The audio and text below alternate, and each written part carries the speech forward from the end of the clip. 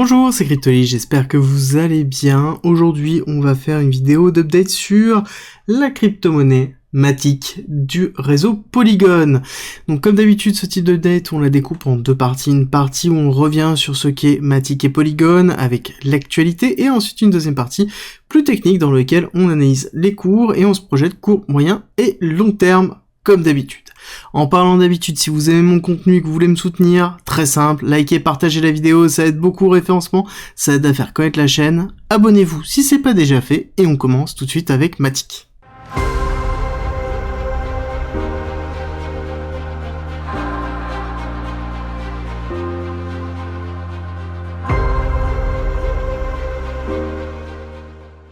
Polygon est une blockchain qu'on pourrait caractériser de layer 2, alors plus précisément c'est ce qu'on appelle une sidechain d'Ethereum, mais au vu des améliorations qui sont en train d'être effectuées et du réseau Hermès qui est en train d'arriver, on peut maintenant l'appeler officiellement vraiment une layer 2, bien que pour l'instant la segmentation est toujours présente.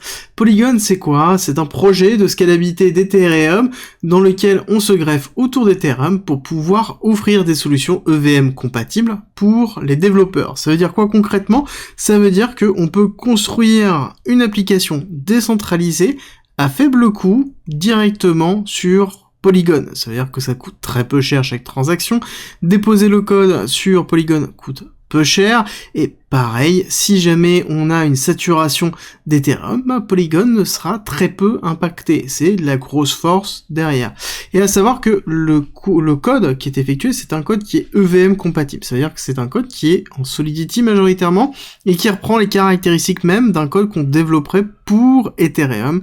Et c'est aussi une des forces, c'est que ça peut aller dans tous les sens, c'est-à-dire qu'on peut très bien porter une application d'Ethereum vers Matic, ou de Matic vers Ethereum, donc c'est une des grandes forces. Pour aller encore plus loin, la grosse force qu'on peut retrouver avec Matic et Polygon, c'est leur capacité d'investissement. Ils ont fait en 2021 et en 2022 énormément d'investissements pour aller chercher les sociétés spécialisées dans les bouts techniques très forts, comme notamment Hermès, qui a été notamment le moyen de récupérer la notion du ZK Rollup, très important pour pouvoir sortir une version de Plonky 2 qui a donné naissance à Hermès, justement le ZK Rollup de Polygon, donc qui est la véritable layer 2, qui est en testnet pour l'instant et qui va arriver bientôt, très bientôt, en LiveNet, donc en mainnet, donc très important. Ça, je pense que ce sera une très bonne nouvelle et qui va permettre d'aller beaucoup plus loin. À côté, Polygon, c'est quoi? C'est des supernets, donc globalement, c'est des blockchains qui sont mises à disposition de grosses sociétés ou d'institutions pour utiliser la technologie Polygon Matic dans un cadre restreint et qui peut être interconnecté directement à la réseau Mainchain. Donc on peut avoir le supernet et à côté justement être raccordé au Polygon Layer, donc au staging layer qui est au-dessus. Donc très important de bien comprendre ça. C'est une des forces aussi de Polygon, c'est sa capacité à pouvoir proposer des solutions diverses, parce qu'il y en a plein. Il y a en effet cette notion de Zero Knowledge Rollup, donc cette notion de scalabilité qui est juste colossale et qui fait que on va bientôt arriver sur le mainnet de ça, donc avec une véritable solution directement qui arrêtera la sécurité d'Ethereum et qui permettra d'avoir une scalabilité exponentielle. À côté, on a plein d'autres projets qui sont en train d'arriver avec Polygon Availability, on a Polygon ID, donc dans lequel on a beaucoup d'autres produits qui sont en train d'être développés, et c'est la force justement de Polygon, c'est sa capacité à justement sortir des produits grâce aux investissements qu'ils ont effectués dans les années précédentes. Et pour aller à un tel point, c'est qu'ils ont cannibalisé une grosse partie des applications qui existent dans les différents écosystèmes, c'est-à-dire qu'à la chute de Terra Luna, ils ont rapatrié quasiment 90% des applications qui étaient sur Terra Luna sur Polygon Matic, et ils sont en perpétuelle séduction d'autres projets qui peuvent se trouver sur d'autres blockchains en les aidant à rapatrier sur Polygon Matic avec des coûts de grant, avec pas mal de choses. Donc ils ont une politique très agressive sur le fait d'avoir un maximum d'applications qui se trouvent sur Polygon. C'est aussi une des forces, et c'est ce qui fait que le Matic, donc la crypto-monnaie qui dépend de Polygon, justement est relativement forte, même en période de bear. On a terminé sur la partie nouvelle, on va attaquer la partie technique tout de suite dans lequel on voit un cours de Matic qui est vraiment schématisé par l'évolution habituelle où on a une grosse période de développement avec une très très grosse période d'accumulation qui a été très longue et dans lequel on s'est soldé en 2021 avec la première accélération très très forte qui a été effectuée au niveau du cours. Pour rappel, à cette époque-là, on avait l'avènement de la finance décentralisée et de la DeFi dans lequel Ethereum était totalement saturé, il fallait des solutions annexes et Polygon Matic avait une solution qui fonctionnait très bien et qui était facile d'utilisation. Donc on a eu un premier high qui a été effectué, on a retracé et on a fait un second high. Ce qui est intéressant de voir, c'est qu'on a eu bien BCARST, donc on a bien l'arrêt de la tendance haussière, retracement et un secondary test dans lequel on est allé passer au-dessus, faire un nouvel ATH du buying climax. Donc on est bien dans une réaccumulation de wake-off avec un sign of weakness dans lequel nous sommes actuellement et qui s'est plus ou moins terminé avec une série de break of structure très forte. Donc on a eu premier break of structure ici qui a donné l'accélération haussière, retracement, deuxième break of structure, troisième break of structure, et pareil, on est toujours dans une schématique ici d'une accélération haussière avec une structure haussière, d'accord? On fait des tops de plus en plus haut et on fait des lows de plus en plus haut. Donc on est bien ici dans une schématique haussière de Matic.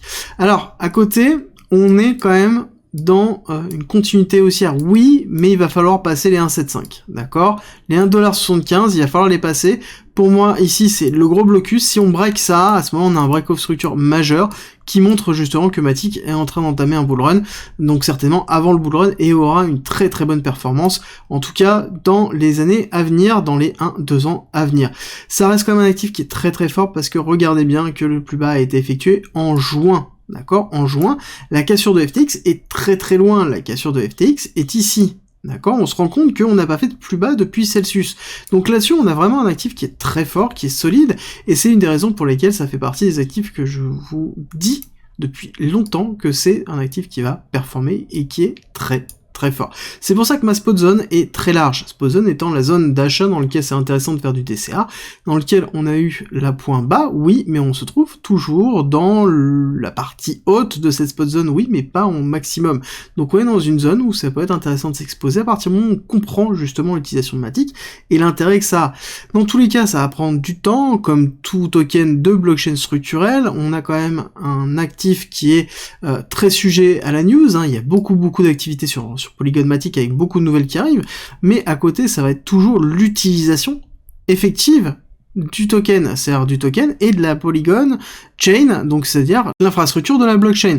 Alors l'avantage c'est qu'ils signent quand même beaucoup de choses, avec par exemple Disney, avec des gros acteurs, dans lesquels leur technologie est utilisée pour développer des solutions, mais ça reste pour l'instant encore marginal parce que nous ne sommes pas dans une phase de mass adoption.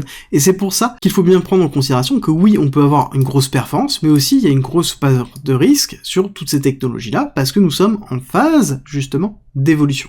Alors qu'est-ce qu'on peut escompter comme, justement, niveau target pour le prochain bull run?